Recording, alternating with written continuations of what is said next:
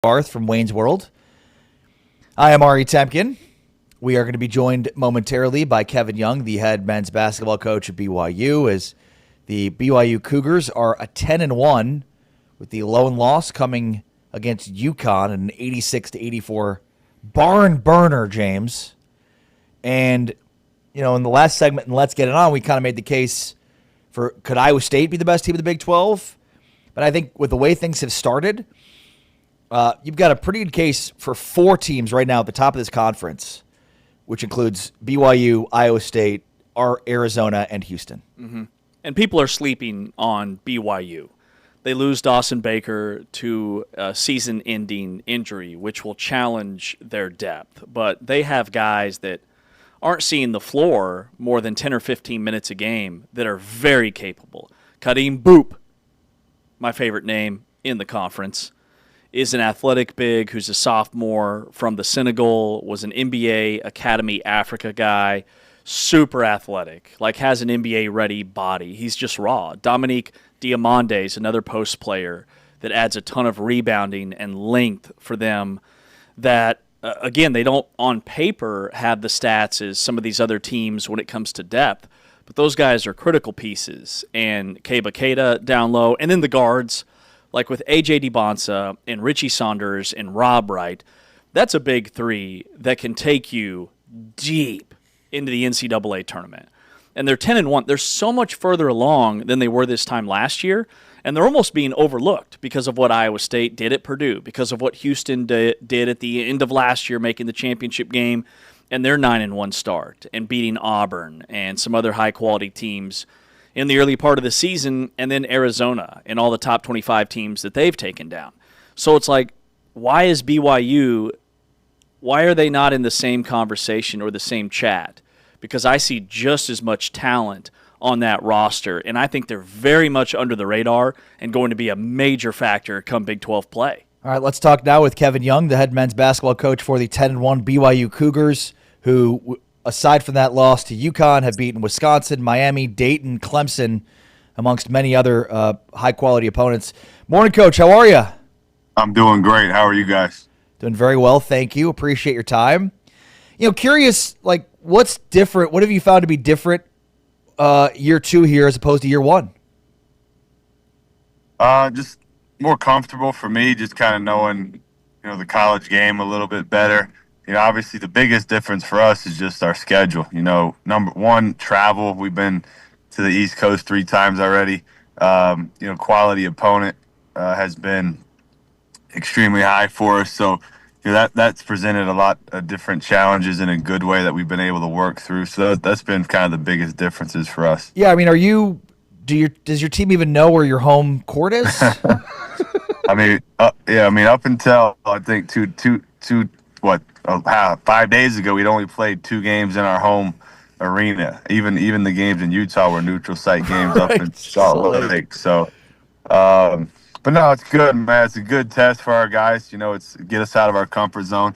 But at the same time, we've got a home slate here.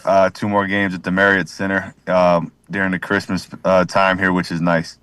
Coach, I go back to that Wisconsin game, and people are talking about, does BYU have the depth that they need to be the team that we think they can be? And I say yes. Like A.J. Dembansa, he gets his 4th foul early on in the second half against a really good Wisconsin team, and you guys still outscore them in the second half, even when he's on the bench. So what does that say about your team and when a guy like that is out of the lineup and on the bench next to you, that this is still a really good, deep basketball team? Yeah, no, I was worried about that in that moment. I wasn't sure how the guys were going to respond, but it's been that was a big moment, I think, for our team, just to be able to, like you said, not just kind of maintain, but actually push the lead out against a high quality team. So, we've got good players. Rob Wright has been somebody that's stepped up. I mean, he's a guy that feels like he never gets tired. So I feel comfortable leaving him out there for long stretches.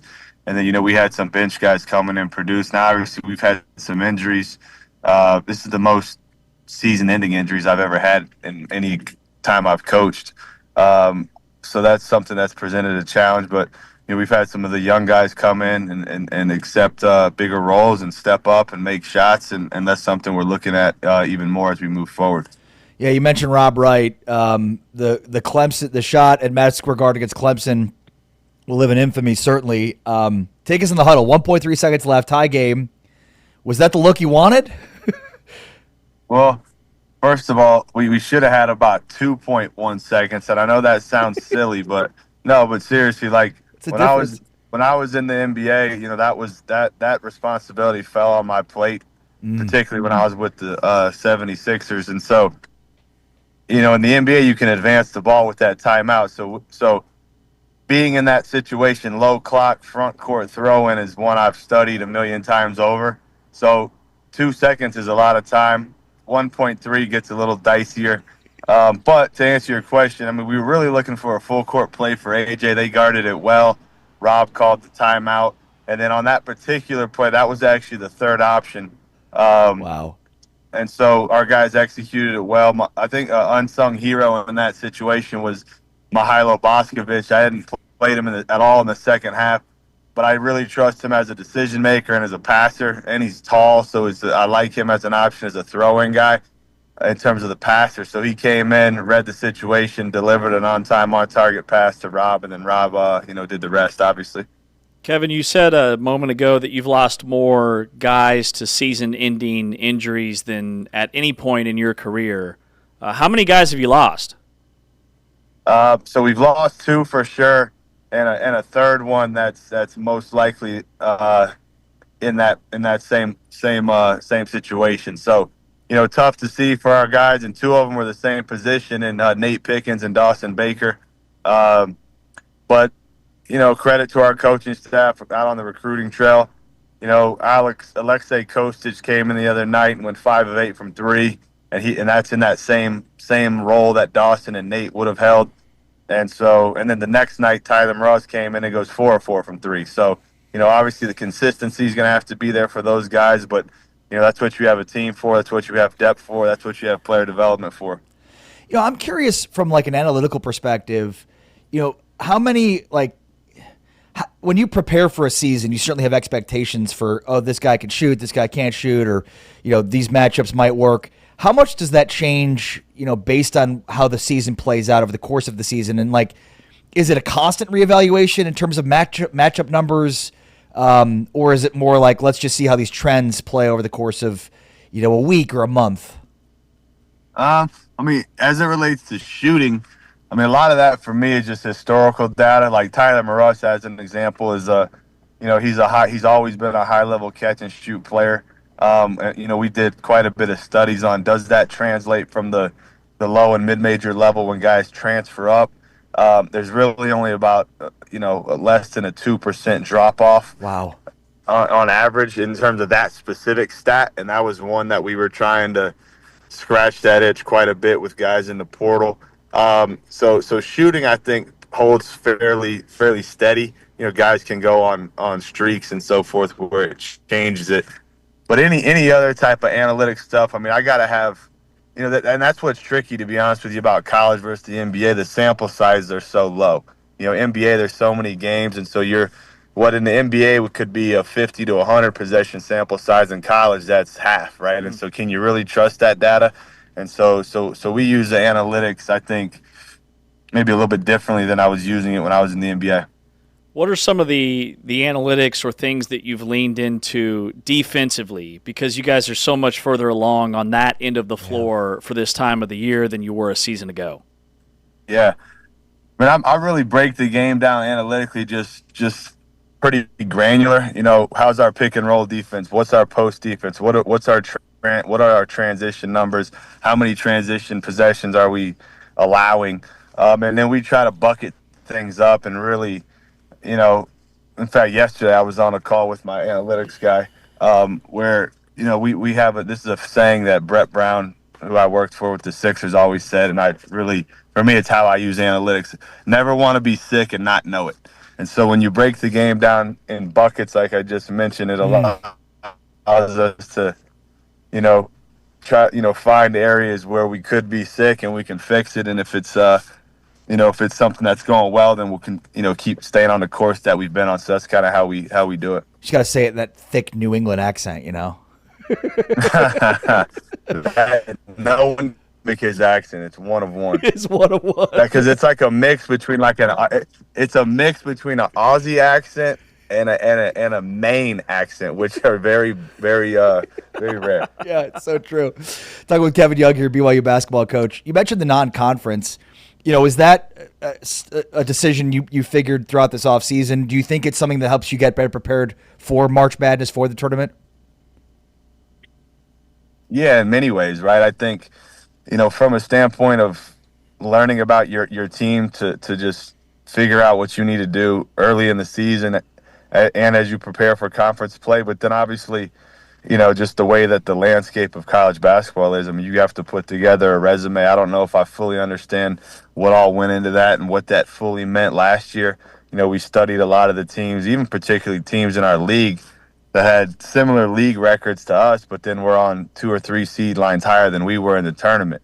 And a lot of it was because their non-conference play. Many of the games they didn't even win. So it's just being able to put together a challenging resume to make your case, when that time comes for selection Sunday. But then also, like I said, learning about your team. I absolutely loved the preseason schedules that everyone could do this year with the exhibition games. I wish they would double that. I wish you could do 4 of those instead of 2. I think that helped us. I mean, we played Carolina and Nebraska. They're both like top 15 teams right now. So, we were able to learn a lot in those games, and I would be on the advocate side of trying to do those even more.